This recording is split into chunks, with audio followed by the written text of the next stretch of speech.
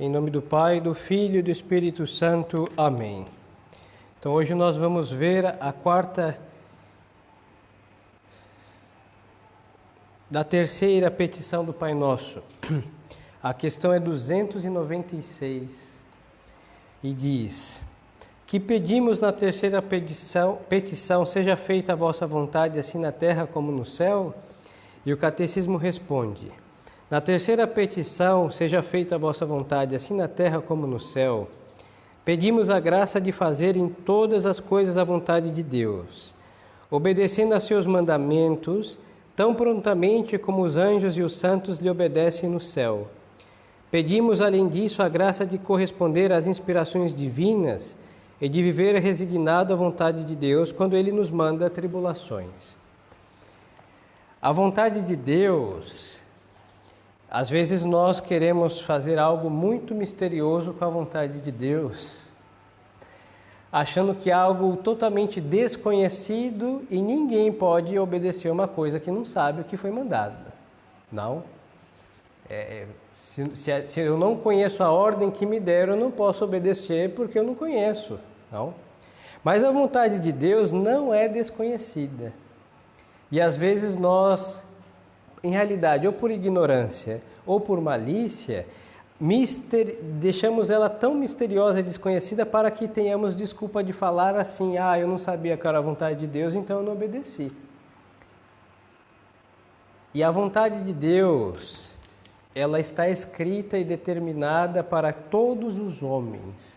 E por isso nosso Senhor disse: aquele que vos ama, obedece os meus mandamentos. Por quê? Porque é os mandamentos a vontade de Deus que para nós, os 10. Não existe um mortal que esteja dispensado de cumprir os 10 mandamentos da lei de Deus. Porque ali dentro está tudo: deveres de religião, os 3 primeiros mandamentos, deveres para com nosso Pai e as autoridades legítimas, 4º mandamento, e deveres para com os demais próximos, do 6º do 4º ao 10º.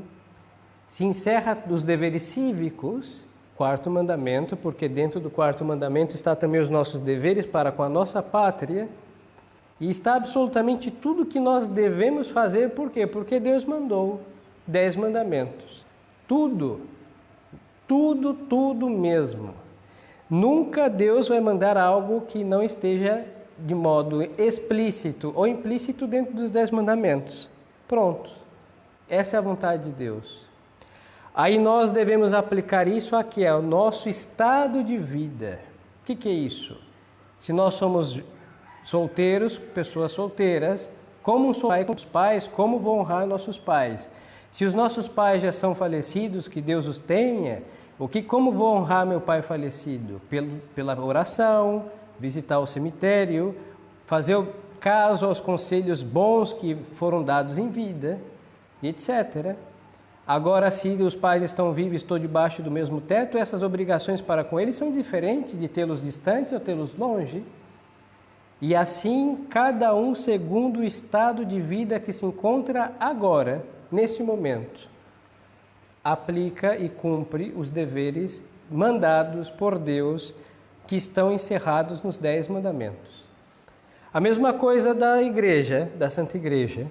Às vezes, eu não sei o que a igreja manda. São 5 mandamentos da lei da igreja, hein? E quando tem alguma observância a mais, se anuncia.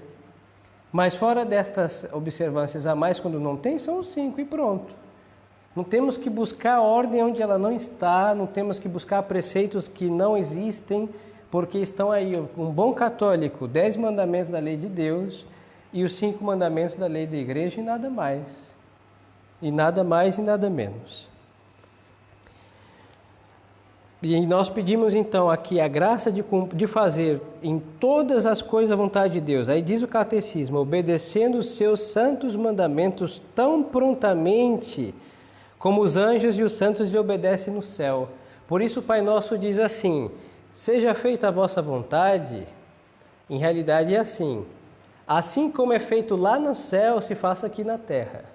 Essa é a ideia. Seja feita a vossa vontade, assim na terra como no céu. Então, do jeito que é feita no céu, que todo mundo lhe obedece, todo mundo adora a Deus, todo mundo está submisso a Deus, como é feito lá, se faça aqui embaixo também. Pedimos, além disso, a graça de corresponder às inspirações divinas. Aí aqui é outra coisa. Os 10 mandamentos estão dados para todos, mas às vezes nada impede, e não precisamos ser carismáticos para isso, as almas. Por que não? E aí, quando temos essas inspirações, depois de um discernimento do Espírito, para ver se isso vem de Deus, nós obedecemos. Não? Sem nenhum problema, sem nenhuma dificuldade. E em tudo, não? Viver resignado à vontade de Deus quando Ele nos manda tribulações. Aí então, nós como vamos saber a vontade de Deus? As adversidades presentes, que não foram buscadas por nós, mas Deus permitiu, são, por assim dizer, enviadas por Deus. Agora, existem tribulações e dificuldades presentes que são consequência dos nossos pecados. Aí quem as procurou? Nós. E devemos fazer o quê? Sofrê-las também, não tem outra. E em tudo com resignação. Então, não é somente ficar nas coisas boas e agradáveis do que a vontade de Deus encerra, mas também nessa parte ascética e tão aflitiva, que são as tribulações que Deus ou manda ou permite, temos que sofrê-las com muita resignação e bom espírito. É-nos necessário cumprir a vontade de Deus? Aí responde o catecismo. É tão necessário cumprir a vontade de Deus como nos é necessário conseguir a salvação eterna. Porque Jesus Cristo disse que só entrará no reino dos céus quem tiver feito a vontade de seu Pai. Então não existe salvação possível se nós não fazemos a vontade de Deus. E o mesmo apóstolo São Paulo disse que a vontade de Deus é a nossa santificação. Então nós devemos buscar a nossa santificação. E é impossível para um adulto a santidade, para quem já tem uso da razão, a santidade, sem observar os mandamentos da lei de Deus. E aí vem o conformar-se à lei de Deus sempre e em todas as coisas.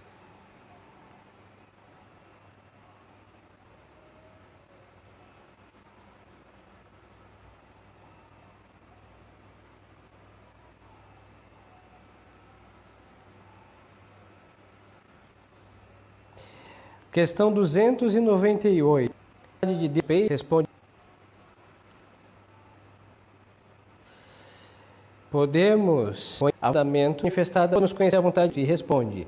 É manifestada pelos seus mandamentos, pelos mandamentos da sua lei, pelos preceitos da sua santa igreja. Nossos superiores espirituais postos por Deus para guiar-nos no caminho da salvação, nos orientam os desígnios particulares da providência a nosso respeito, desígnios de que pode manifestar em divinas inspirações ou nas circunstâncias em que o Senhor nos tenha colocado. Então é assim, a lei de Deus, da igreja e os preceitos da Santa Igreja, todos nós já sabemos que somos católicos, estamos obrigados a isso. A isso se acrescenta os nossos superiores no sentido espiritual. Aí temos que ter cuidado, hein? Porque muitos dos superiores espirituais querem lavar a cabeça das pessoas e fazer com que elas pensem como eles em todas as coisas que não são necessárias para se salvar, e aí fazem isso passar como vontade de Deus. Isso existe. Muitos sacerdotes, bispos fazem uma coisa dessa. E não é bem assim. Isso daqui é diferente. Quem faz isso são seitas, que todos pensam igual no que se pode pensar diferente, em que todos se vestem do mesmo jeito no que se pode se vestir diferente. Nós não precisamos vestir da mesma cor e estar no mesmo lugar e sentar na mesma posição e comer a mesma comida e ter os mesmos gestos e andar iguais. Não somos soldadinhos de chumbo nós. Nós somos católicos. Então muitos pensam que é assim, hein? Aí vem o sacerdote porque é representante de Deus para as almas que Deus colocou no seu caminho, e aí querem lavar os cérebros das pessoas. E não, nós podemos, no que a igreja permite opinar, nós opinamos. E no que a igreja proíbe opinar, nós não opinamos. O que nós temos que crer a gosto ou desgosto, nós cremos. E no que nós podemos discutir, vamos discutir sempre, até que a igreja defina. Então não é seita. Seita, não, lava o cérebro e dizem que as pessoas não têm o direito de opinar. Ao entrar por essa porta, você perdeu toda a sua capacidade de opinião própria. Isso é um absurdo.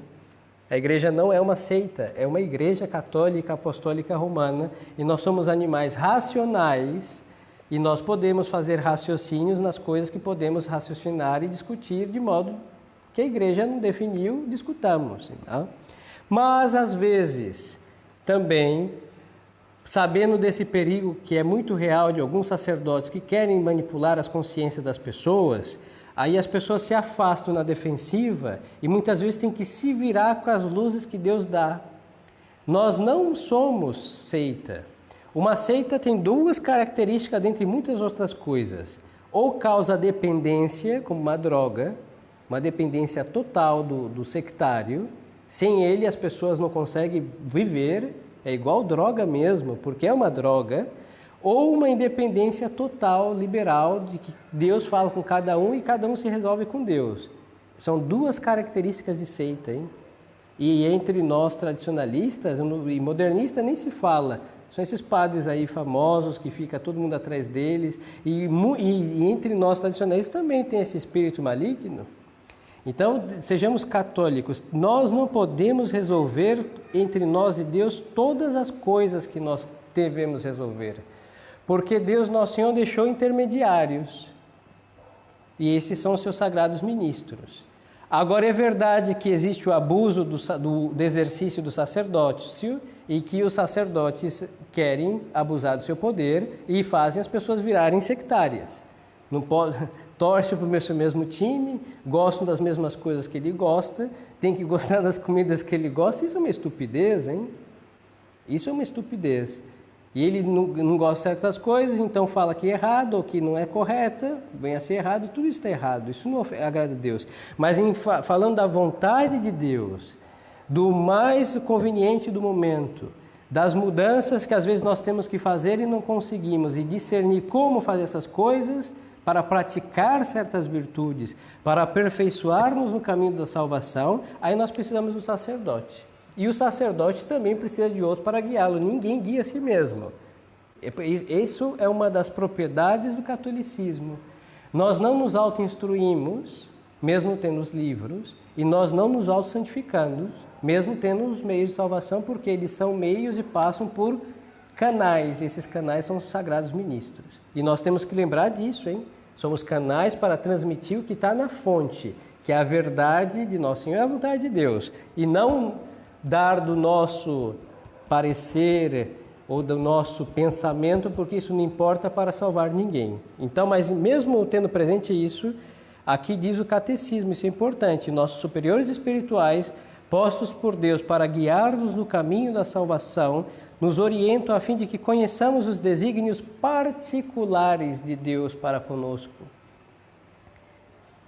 Então é necessário o discernimento de uma pessoa, e aqui é um sacerdote.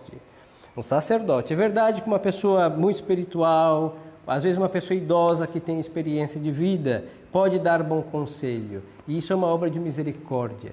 Mas guiar as almas é um dever sacerdotal, por isso temos que ter cuidado de ficar expondo e abrindo nossa alma para qualquer um. Não? Isso é muito perigoso. Isso não é conforme a prática da Santa Igreja. Então nós precisamos desses intermediários, mas também tenham cuidado, porque muitos intermediários querem se fazer de Deus para nós, e isso é sectarismo puro e cru e maligno, e devemos nos afastar desse espírito que é alheio ao nosso catolicismo. Então, os desígnios particulares da providência a nosso respeito, desígnios de que se podem manifestar em divinas inspirações ou nas circunstâncias do que o Senhor tenha nos colocado. Então, tem pessoas que têm, não sei, está trabalhando, está estudando, está solteira, ia, não sei, estudar, não sei, medicina, está no seu 3º ano e de repente faz um retiro e fala, padre, eu quero ser sacerdote. Então, aí toca o sacerdote discernir se aquilo foi um fogo de palha por causa do retiro, ou se foi de fato uma inspiração de Deus, aí, isso acontece, é a hora de entrar buscar na vocação. E como fazer isso? Aí é filho solteiro, sua mãe é viúva, depende dele, o que vamos fazer? Tem que pensar nisso, porque se Deus chama Deus vai arrumar todas as dificuldades que se envolvem a esse chamado. E aí nós temos que entender a inteligência de Deus para resolver os problemas daquela alma. E então isso toca quem? O sacerdote fazer. Não. Então, aí vamos conhecer a vontade de Deus para conosco, nesses casos particulares e nesses casos em que tem alguma inspiração da parte do seu Divino Espírito. Questão 299. Devemos sempre reconhecer a vontade de Deus nas prosperidades ou nas adversidades da vida? Tanto nas prosperidades como nas adversidades da vida presente, devemos reconhecer sempre a vontade de Deus, a qual tudo dispõe ou permite para nosso bem. Aqui eu vou me deter também, porque é muito comum as pessoas atribuírem a Deus o que não vem de Deus também. Tem pessoas que atribuem, principalmente a adversidade, porque tudo que nós fazemos tem a sua consequência. Nós não podemos ser inconsequentes. E muitas das vezes das desgraças presentes são consequências das mazelas do passado. Aí a gente fala, não, foi Deus que permitiu. Sim, porque Ele não impediu, mas fomos nós que causamos. Aí querem seguir a Deus Nosso Senhor e que Deus venha com uma varinha de condão mágica e passa um toque e resolva tudo. Então as mazelas causadas, as desgraças causadas por nossas mazelas, devemos sofrer a consequência delas, hein? E falar que veio da mão de Deus? Não, porque Deus não causa o mal. Quem causa o mal é o homem que não obedece à vontade de Deus. Agora é verdade que uma alma arrependida, o mal causado vai ter que ser sofrido. Deus dá muita força para a alma superar as consequências de suas desgraças, dando sua graça divina para que possamos aí valentemente seguir e resolver os problemas causados por nossos desatinos. Mas não vem um passo de mágica e resolver todos os problemas causados. Não, isso não existe. Agora é verdade que tem pessoas que nascem num contexto de tribulação e que ela vai sofrer porque ela é inocente, não teve culpa, mas nasceu já sofrendo consequências dos desatinos dos seus pais. Então, isso é outra coisa. Deus colocou aquela alma no meio daquele deserto, mas só que Deus faz as almas florir aonde elas estiverem. Então, quer nasça no meio de uma família hiperpiedosa, ou no meio de uma família quase bandoleira, ou sei lá, marginais, nós não podemos, foi Deus que quis, foi Deus que... Não, Deus permitiu. E mesmo assim as almas podem seguir a Deus Nosso Senhor, porque Ele dá a luz para que as pessoas tenham a graça de conhecer a verdade e se libertar das mazelas do entorno. Agora, na prosperidade é muito fácil ver a vontade de Deus, porque está tudo bem. Quando nós estamos bem, é muito fácil dizer bendito seja Deus. É fácil, como diz a imitação de Cristo, estar na mesa com Cristo. Mas estar na cruz com Cristo não é. Ele tem muitos amigos na mesa e poucos amigos na cruz. Isso daí é assim de simples e triste realidade. Mas na prosperidade nós também tem prosperidade que são causadas pelo êxito das pessoas, pela boa administração humana que levam dos bens que têm, dos gastos ordenados segundo a sua vida. E tem almas que mesmo tendo aquele dinheiro, aquela entrada do seu trabalho, sempre a sua vida é sofrida, não? Mas aí a bênção de Deus não consiste na prosperidade, consiste na resignação e nas almas que trabalham para ter uma vida digna. Em todo caso, os que têm prosperidade prosperam por seus trabalhos, ou não sei, grandes heranças que tiveram, e os que tiverem pouca prosperidade temporal terão a graça de Deus para lutar e viver na pobreza digna e se santificar, e tudo vem com a bênção de Deus Nosso Senhor. Então, a vontade de Deus está tanto na prosperidade, quando tudo está bem, porque Deus quer o bem das nossas almas, mas também se encontra quando Ele permite as cruzes, porque Deus quer que tenhamos maturidade de alma, e quem nos dá maturidade é a cruz, é o sofrimento, quer voluntário, quer involuntário. E assim vemos então a vontade de Deus. Questão 300 e última da aula de hoje. O que quer dizer que Deus nos revela a sua vontade pelos sinais dos tempos? O que quer dizer isso?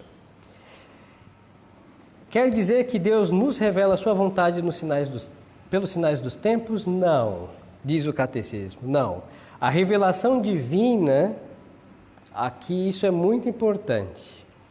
Então, a revelação divina encerrou-se com a morte do último apóstolo, de maneira que não há mais revelação pública e necessária para a salvação.